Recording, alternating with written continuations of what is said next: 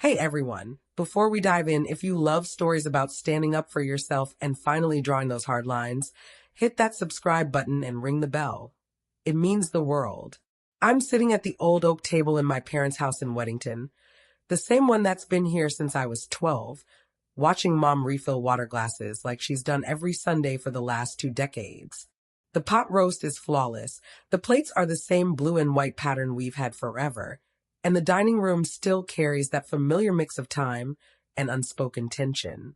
Then Sophia breezes in late, her heels echoing on the hardwood, giggling at whatever's on her screen. The key fob in her hand flashes under the chandelier. My key fob. The pearl white Audi one I chose myself just 3 months ago. The one that still has that fresh leather scent every time I open my purse. My stomach sinks so fast my legs feel it. Dad lights up the way he only ever does for her. There she is. How'd the interview go, princess? Killed it, Sophia says, sliding into the chair right across from me like the whole room belongs to her.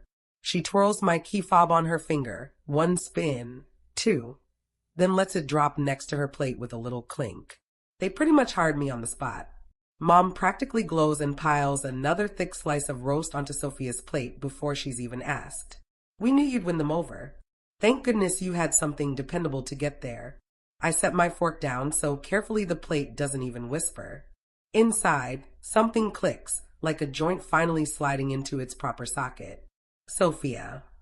I say, so calm it almost scares me. Did you take my car? She doesn't even look up from slicing her meat. It was just sitting in your garage, Emily. Relax. Dad shoots me that same flat morning glance he's given me since I was 10. Family helps family, Emily. She needed to make a good impression. The words rush up, you could have asked. It's the first thing I ever bought brand new. I worked 80-hour weeks for 14 months straight, but I swallow every single one. I already know the ending of this movie. I've seen every scene. 3 months ago, I sat alone in the finance office at the Audi dealership off Independence, signing the papers myself. No co-signer, no husband, no dad standing behind me nodding approval. Just me and a commission check that still felt like a dream. The salesman kept glancing past my shoulder like somebody else had to walk in any second. When I slid my card across without flinching, his eyebrows shot up and he finally smiled for real. I drove home that night with the windows down and music blasting, every song sounding like winning. I parked in my uptown garage and just sat there breathing in new leather and freedom, knowing I'd finally bought something that was 100% mine. Now Sophia is dabbing lipstick off my key fob with my napkin like it's always been hers. My phone buzzes against my leg. Again. I sneak a look under the table. Instagram notifications. The picture loads. Sophia leaning against the hood of my white Audi, one hand spread across the 3 rings like she owns them. Caption underneath. Feeling so blessed.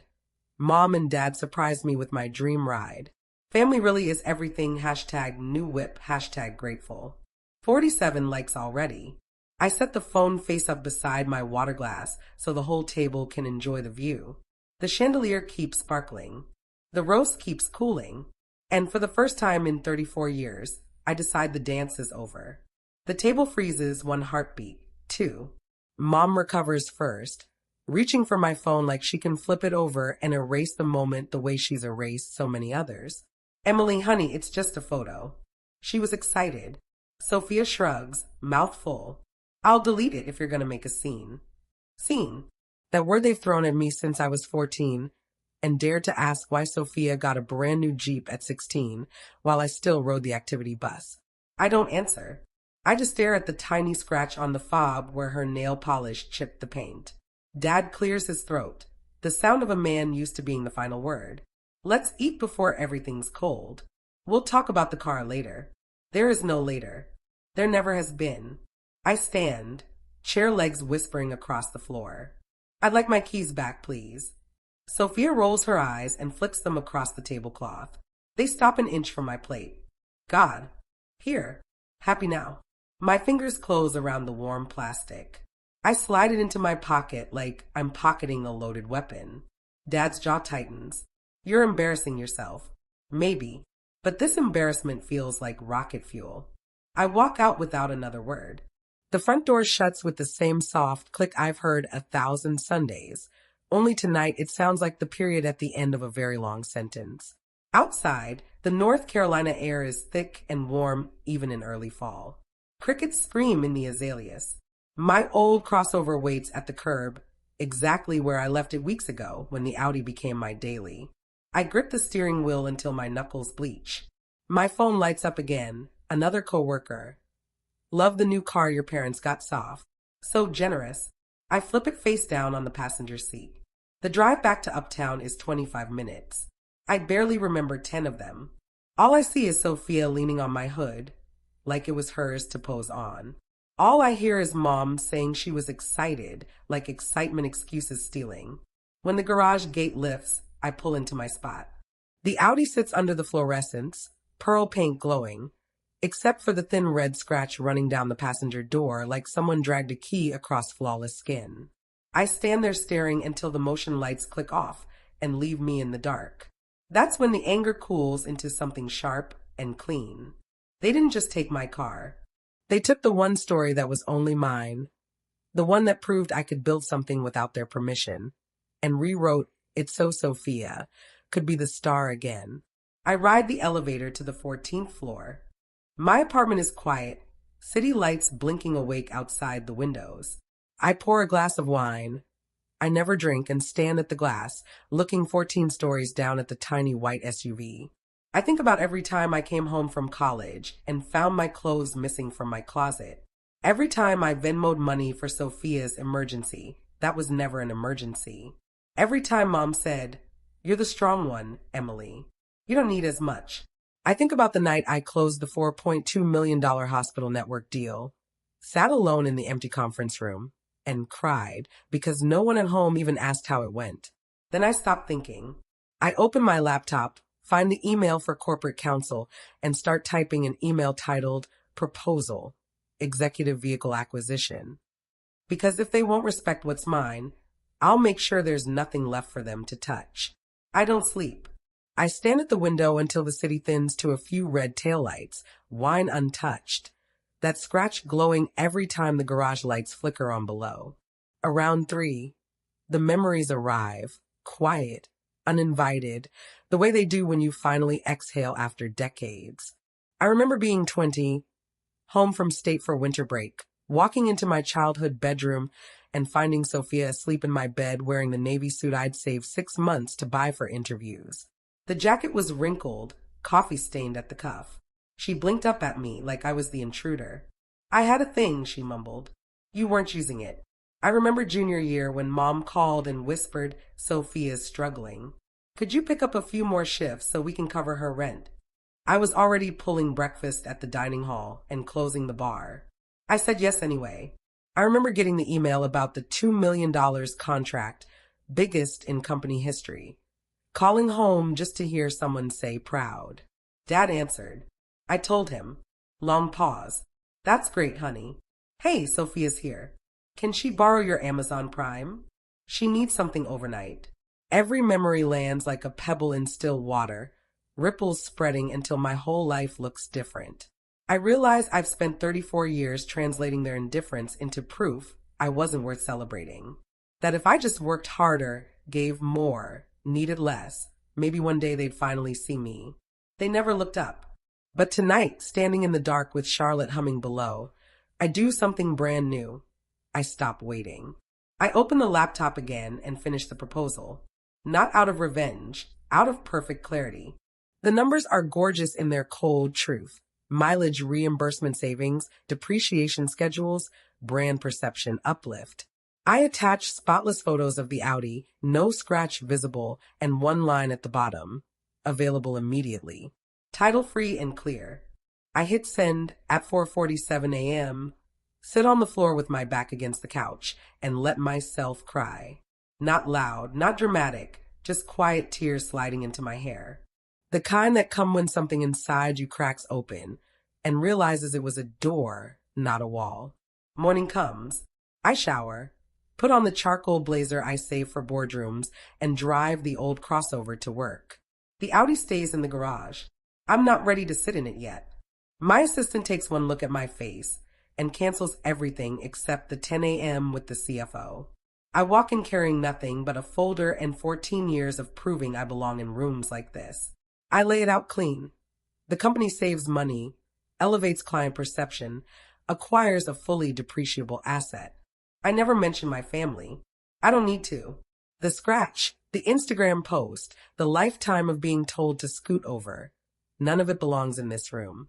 When I slide the photo across his desk and say, I happen to have the perfect vehicle available right now, he studies me for a long second, then smiles like he's been waiting for me to play this exact card. Make it happen, Brooks, he says. I walk out knowing the paperwork will be ready by Friday. That night the Audi still sits 14 floors down, but it doesn't feel stolen anymore. It feels like evidence. Evidence I can protect what's mine, not by yelling or pleading, but by quietly moving it out of reach. Friday afternoon, I sign my name on the last page. The corporate attorney slides the folder back with a small nod. Like we just closed a merger instead of me handing over the only thing I ever bought that felt completely mine. The pen leaves a tiny dent where I press too hard.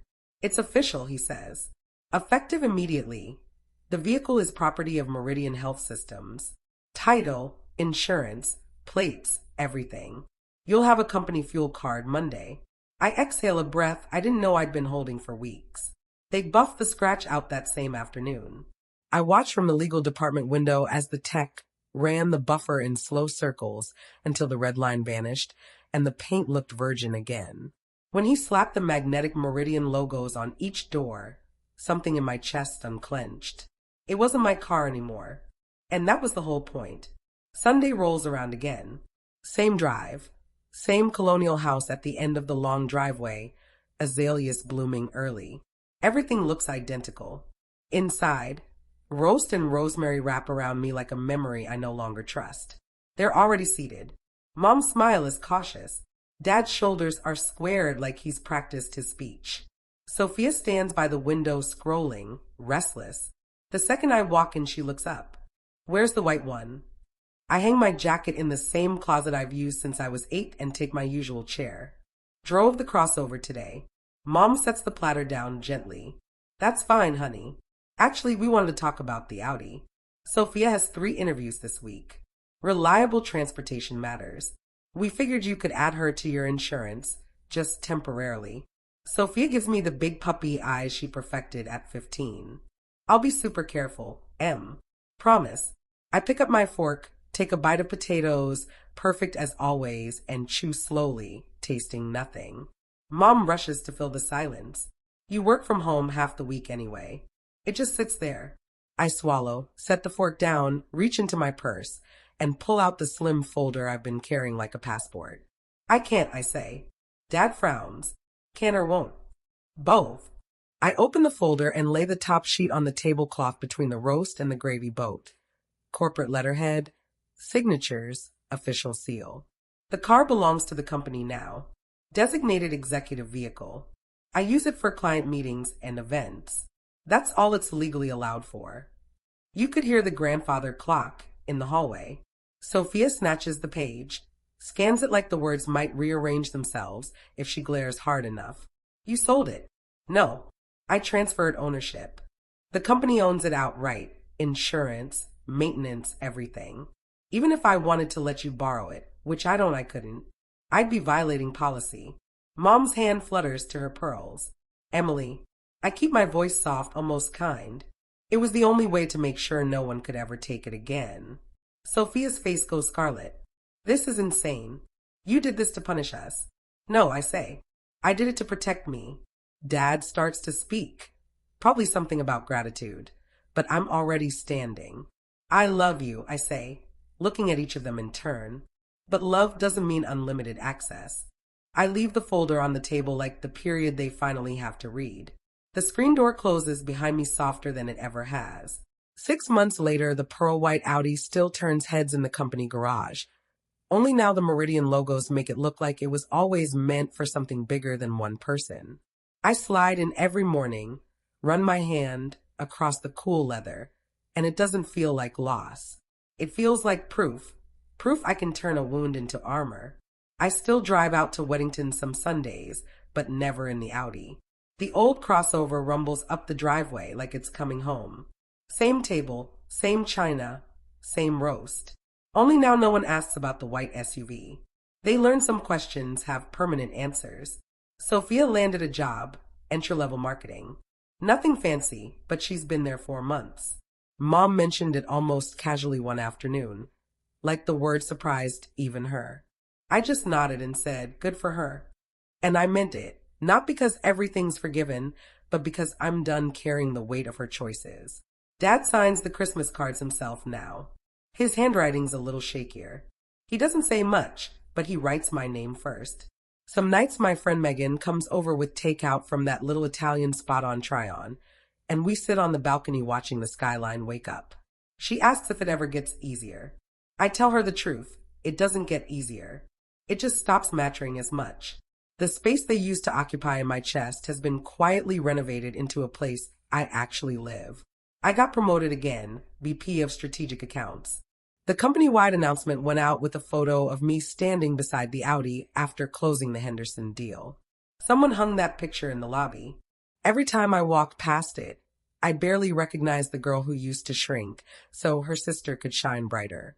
Last week, a new analyst, 26, terrified, came to my office because someone senior had stolen credit for her work.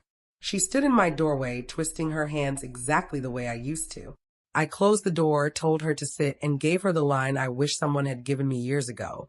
Your work isn't really yours until you decide who gets to touch it. Start deciding.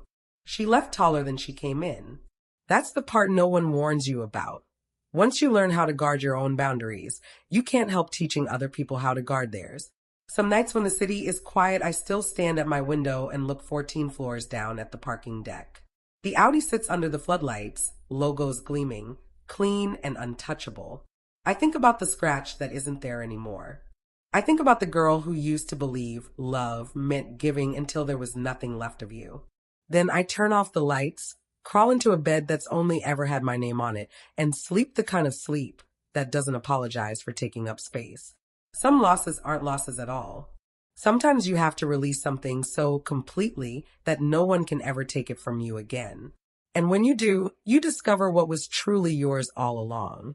Not the car, not the applause, just the quiet, unbreakable certainty that you are enough exactly as you are without handing over a single thing to prove it. Thank you for walking this journey with me.